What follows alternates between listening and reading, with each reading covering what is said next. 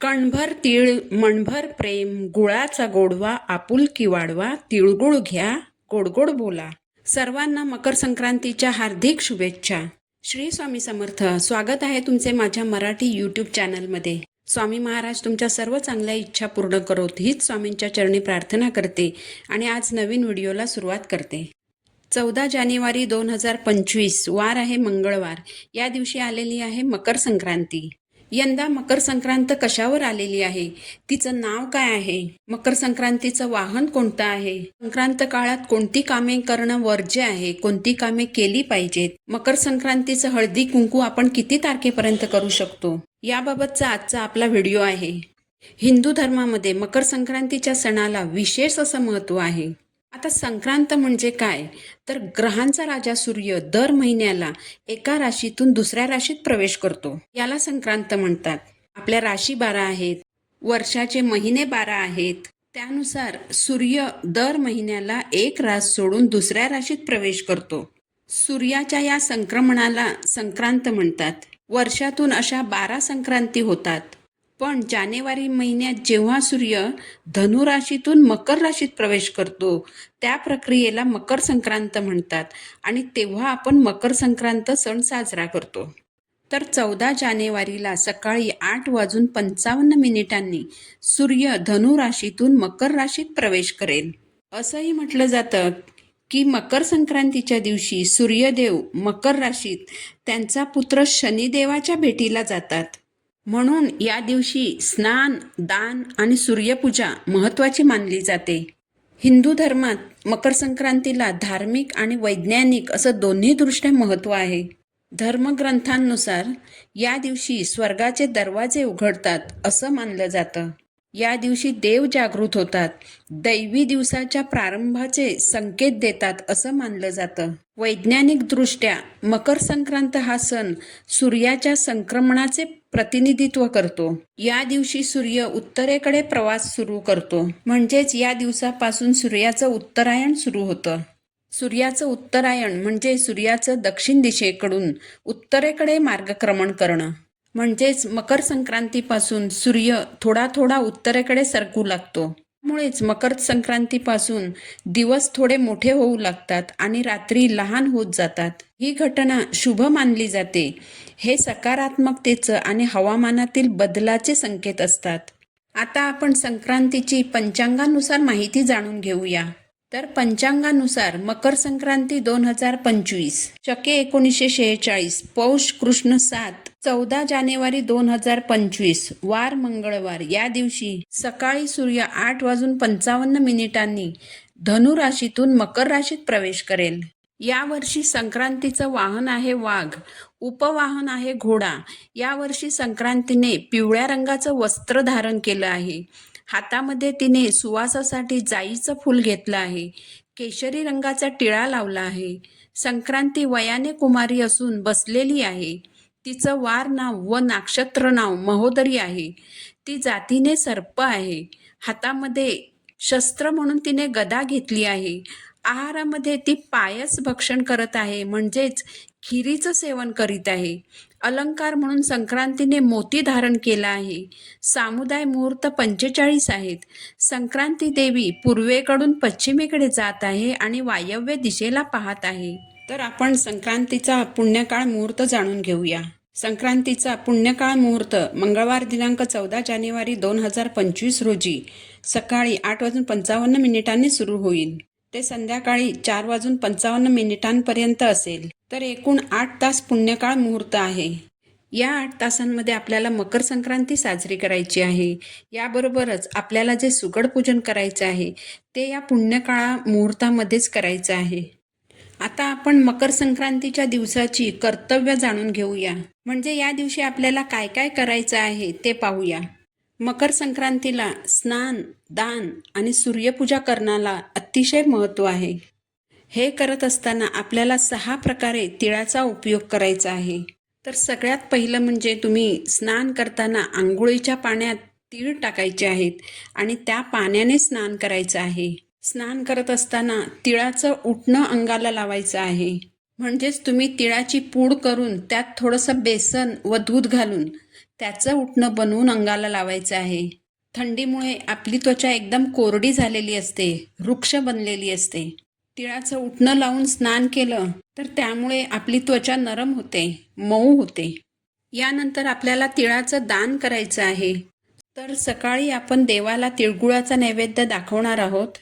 शिवाय घरात आणि शेजारी पाजारी आपण तिळगुळाचे लाडू एकमेकांना देणारच आहोत. याचबरोबर तुम्ही एखाद्या गरजूला तिळगुळाचे लाडू देऊ शकता किंवा एखाद्या मंदिरात जाऊन तिथे तुम्ही तिळगुळाच्या लाडूचं वाटप करू शकता. यानंतर आपल्याला तिळाचं भक्षण करायचं आहे. म्हणजेच या दिवशी आपण घरामध्ये जे जेवण बनवणार आहोत त्यात आपल्याला तीळ मिक्स करायचे आहेत. म्हणजे जी भाजी आपण बनवू त्यात तीळ घालायचे आहेत. भाकरी बनवताना त्यातही तिळाचा वापर करायचा. संक्रांतीच्या दिवशी तांदळामध्ये मुगाची डाळ घालून खिचडी बनवण्याला महत्त्व आहे. तर ही खिचडी बनवताना त्यात तीळ टाकायला विसरायचं नाही. यानंतर आपल्याला तिळाचं तर्पण करायचं आहे. म्हणजेच सकाळी स्नान झाल्यानंतर तुम्ही जेव्हा सूर्यदेवांना अर्घ्य देणार असाल तेव्हा त्या पाण्यामध्ये तीळ टाकून सूर्यदेवांना अर्घ्य द्यायचं आहे. मकर संक्रांतीच्या दिवशी सूर्यदेवांना अर्घ्य देण्याला विशेष महत्त्व आहे. यानंतर तिळाचा होम करायचा आहे. म्हणजेच घरात जर तुम्ही होम हवन करणार असाल तर त्यातही पांढरे तीळ टाकायचे आहेत. किंवा मग तुम्ही आपलं जे धूप घालायचं भांडं असतं त्यात कापूरच्या 2 वड्या टाकून त्यावर पांढरे तीळ टाका आणि ते प्रज्वलित करा. असाही तुम्ही होम करू शकता. तर अशी ही 6 कर्तव्य आपल्याला मकर संक्रांतीच्या दिवशी करायचीच आहेत. तिळाच्या पाण्याने स्नान, तिळाचं उटणं अंगाला लावायचं, तिळाचा होम करणं, तिळाचे दान करणं, तीळ भक्षण करणं आणि तिळाचे तर्पण करणं. असा 6 प्रकारे तिळाचा उपयोग केला असता आपली सर्व पापं नष्ट होतात. आपल्याकडून जी काही कळत नकळत पापं घडलेली असतात त्या पापांचा नाश होतो. मकर संक्रांतीच्या दिवशी दान करण्याला विशेष असं महत्त्व आहे. या दिवशी केलेलं दान हे शतपटीने आपल्याला परत मिळतं असं म्हटलं जातं. सूर्याला दानाची देवता मानलं जातं. सूर्य आपल्याला वर्षानुवर्ष न थांबता न थकता प्रकाश देण्याचं काम करतो. संध्याकाळी सूर्य मावळल्यानंतर चंद्र आपल्याला प्रकाश देतो. पण चंद्राने सुद्धा सूर्याकडूनच प्रकाश घेतलेला असतो आणि सूर्याकडून घेतलेला प्रकाशच चंद्र आपल्याला देत असतो. सूर्याची ही जी दानाची वृत्ती आहे त्याचं महत्त्व आपण समजून घेऊन आपणही मकर संक्रांतीच्या दिवशी दान केलं पाहिजे. तर मकर संक्रांतीच्या दिवशी आपण काय दान करायचं आहे? एखाद्या गरजू व्यक्तीला तुम्ही तिळाचं दान करू शकता. एखादं नवीन भांडं घेऊन म्हणजे एखादी वाटी वगैरे घेऊन त्यात तीळ भरून ते तुम्ही दान करू शकता. तुम्ही अन्नदान करू शकता. एखाद्या वृद्धाश्रमात किंवा एखाद्या अनाथाश्रमात यथाशक्ती डाळ, तांदूळ, तीळ, गूळ दान करू शकता. त्या दिवशी गाईला घास देण्याला सुद्धा महत्त्व आहे. म्हणजेच एखाद्या गोशाळेत जाऊन तुम्ही गाईला चारा देऊ शकता किंवा चाऱ्यासाठी पैसे देऊ शकता. आता संक्रांतीच्या दिवशी कोणती कामे करू नयेत म्हणजे कोणती कामे करणं वर्ज्य आहे हे आपण जाणून घेऊया. संक्रांतीच्या पुण्यकाळात दात घासणे वर्ज्य आहे. यासाठी तुम्ही संक्रांतीच्या आदल्या दिवशी म्हणजे भोगीच्या रात्री दात स्वच्छ घासून घ्या. म्हणजे दुसऱ्या दिवशी सकाळी उठून तुम्ही फक्त चूळ भरली तरी चालेल. संक्रांतीचा पुण्यकाळ संपल्यानंतर तुम्ही दात घासू शकता. संक्रांतीच्या पुण्यकाळात कोणाशीही कठोर बोलू नये, कुणाला दुखवू नये, घरामध्ये भांडण करू नये, वृक्ष गवत तोडू नये, गाई म्हशीची धार काढू नये, कामविषयक सेवन ही कामे करू नयेत. या सणाला कापणीचा सण असंही म्हटलं जातं. ही वेळ पीक काढण्याची असते म्हणून शेतकरी मकर संक्रांतीला आभार दिवसाच्या रूपातही साजरे करतात. पंजाब आणि जम्मू काश्मीरमध्ये लोहरी या नावाने मकर संक्रांती साजरी केली जाते.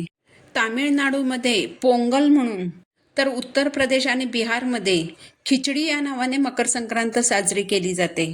पश्चिम बंगालमध्ये पौष संक्रांती, आसाममध्ये बिहू या नावाने, तर गुजरातमध्ये उत्तरायण या नावाने मकर संक्रांत साजरी केली जाते. गुजरातमध्ये मकर संक्रांतीला पतंग उडवण्याची परंपरा आहे. मकर संक्रांतीच्या दिवशी पतंग उडवण्याला वैज्ञानिक महत्त्व आहे. या काळात सूर्यप्रकाशात जाणे आरोग्यासाठी, त्वचा आणि हाडांची मजबूती सुधारण्यासाठी फायदेशीर आहे. या व्यतिरिक्त मकर संक्रांतीच्या दिवशी अवघ्या महाराष्ट्रात स्त्रिया हळदी कुंकू साजरे करतात. आपल्या मैत्रिणींना आणि सुवासिनींना आपल्या घरी बोलावून हळद कुंकू लावून त्यांना भेटवस्तू देतात. याला संक्रांतीचं वाण असं म्हणतात. मकर संक्रांतीच्या दिवसापासून सुरू झालेला हा हळदी कुंकवाचा कार्यक्रम रथसप्तमीपर्यंत चालतो. यंदा मंगळवार दिनांक 4 फेब्रुवारी 2025 रोजी रथसप्तमी आहे. म्हणजे 14 जानेवारीपासून ते 4 फेब्रुवारीपर्यंत तुम्ही कधीही तुमच्या घरी हळदी कुंकू घालू शकता. जर तुमचं कुणाशी पटत नसेल किंवा ज्या व्यक्तींसोबत तुमची कटुता असेल तर या सणाच्या निमित्ताने गोड पदार्थ म्हणून त्यांना तिळगुळाचा लाडू द्या आणि त्यांना बोला, तिळगुळ घ्या, गोड गोड बोला. ही माहिती जर तुम्हाला आवडली असेल तर व्हिडिओला लाईक करा, चॅनलला सबस्क्राईब करा. पुन्हा भेटू नवीन व्हिडिओसोबत. श्री स्वामी समर्थ.